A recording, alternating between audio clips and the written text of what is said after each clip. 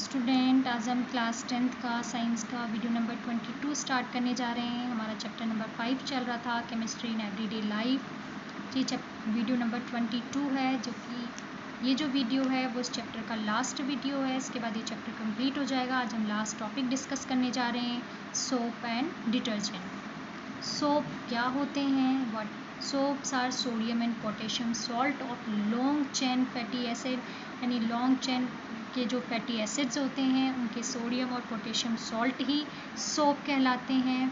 Saponification reaction के द्वारा soap का फॉर्मेशन होता है, जिसमें फैटी एसिड जो है वो सोडियम हाइड्रोक्साइड के साथ हीट किया जाता है, सोडियम हाइड्रोक्साइड या पोटेशियम हाइड्रोक्साइड के साथ हीट किया जाता है और सोप का फॉर्मेशन होता है।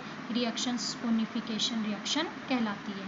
Fatty acid is heated with the aqueous solution of sodium hydroxide or a potassium hydroxide to obtain a soap. This reaction is called sponification reaction. देखो कैसे हो रही है ये रिएक्शन।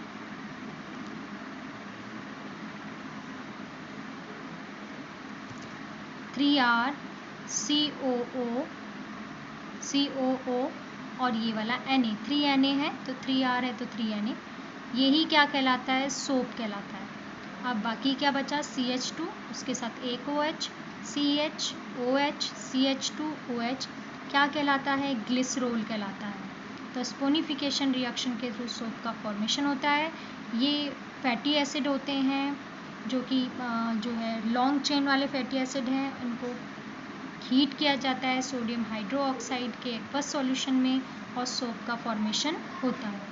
इसको सोप को सेपरेट करने के लिए सोडियम क्लोराइड जो है वो अप्लाई करते हैं इसके अंदर, जिससे सोप जो होता है वो सेपरेट हो जाता है।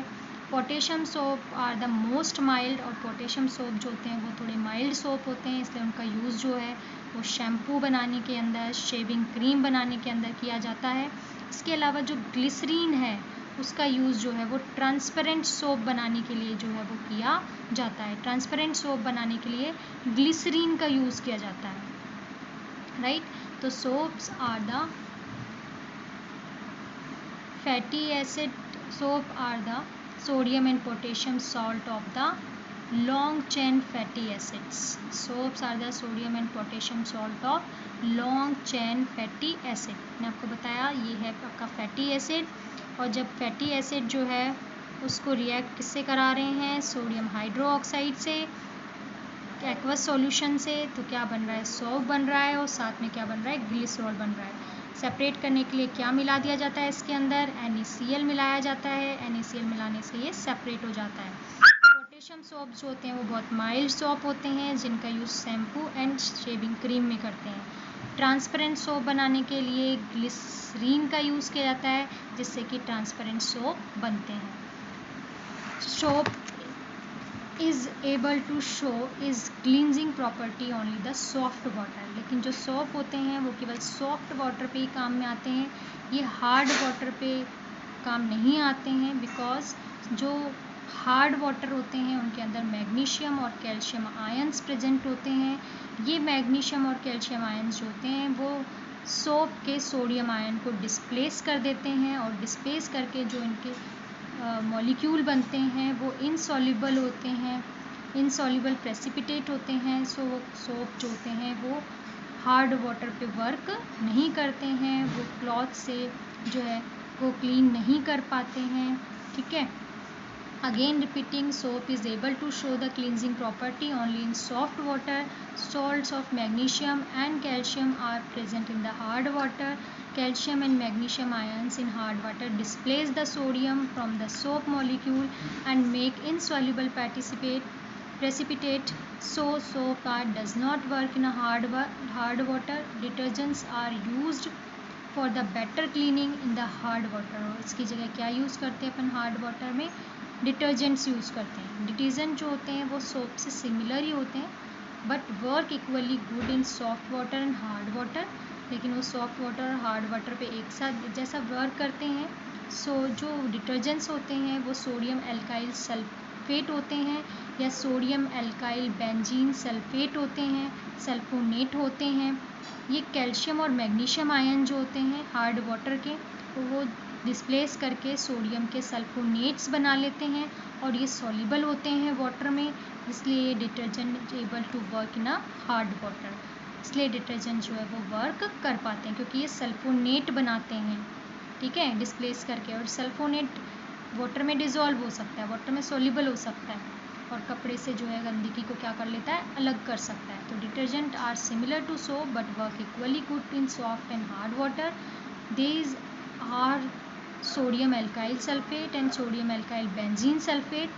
Calcium and magnesium ion from the hard water displace the sodium and make the sulfonates which are soluble in water. Hence detergent is able to work in hard water, ठीक है।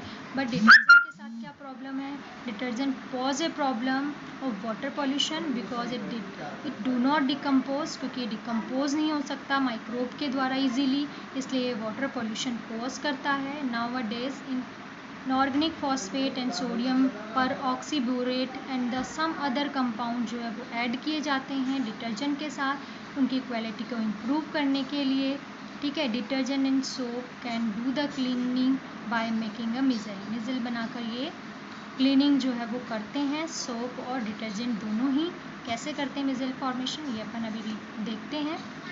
Detergent जो होते हैं वो ज़्यादा अच्छे माने जाते हैं क्लीनिंग प्रॉपर्टी में सोप की कंपैरिजन में, क्योंकि ये सॉफ्ट एंड हार्ड दोनों वाटर पे वर्क करते हैं। बट प्रॉब्लम इज़ दैट कि ये पॉल्यूशन कॉज करते हैं, वाटर पॉल्यूशन हो जाता है इनके कारण, क्योंकि डिकम्पोज नहीं हो पाते हैं।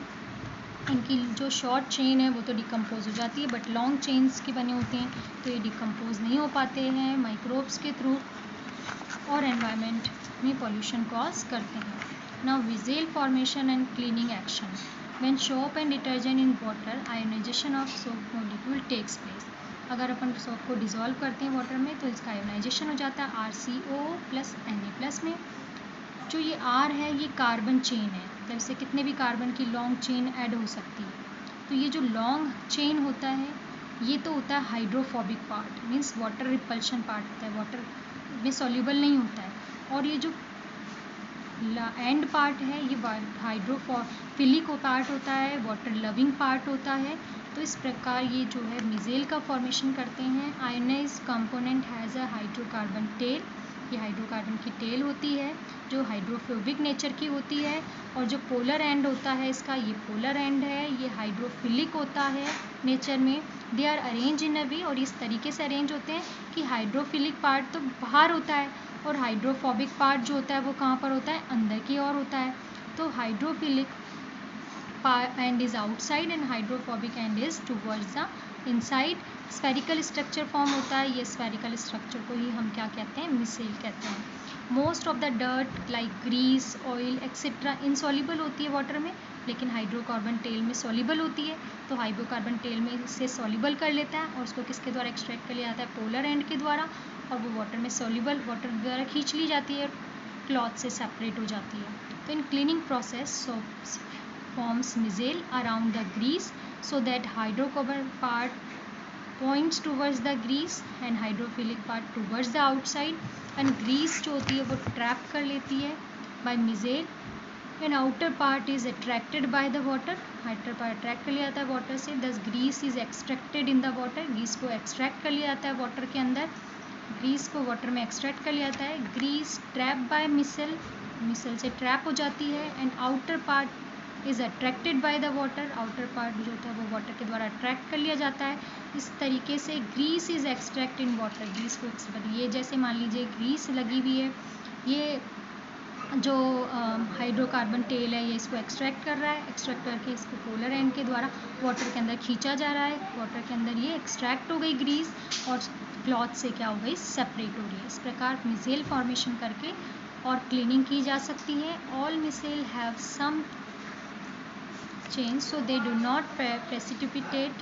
In this way, on applying the soap on dirty cloth and then on soaking in water, dirt comes out of the cloth. जब आप इसे सोक करते हैं तो जो dirt होता है वो क्या हो जाता है, कपड़े से बाहर निकल जाता है। तो इस तरीके से मिज़ेल फॉर्मेशन के द्वारा आप क्लॉथ की क्लीनिंग करते हैं बाय डिटर्जेंट और बाय सोप। इस तरीके से ये टॉपिक आपका कंप्लीट हो गया है। आज हमारा ये चैप्टर भी कंप्लीट हो गया है। नेक्स्ट वीडियो के अंदर हम नेक्स्ट चैप्टर को डिस्कस करेंगे। ये चैप्टर आपका 5 कंप्लीट हो गया है।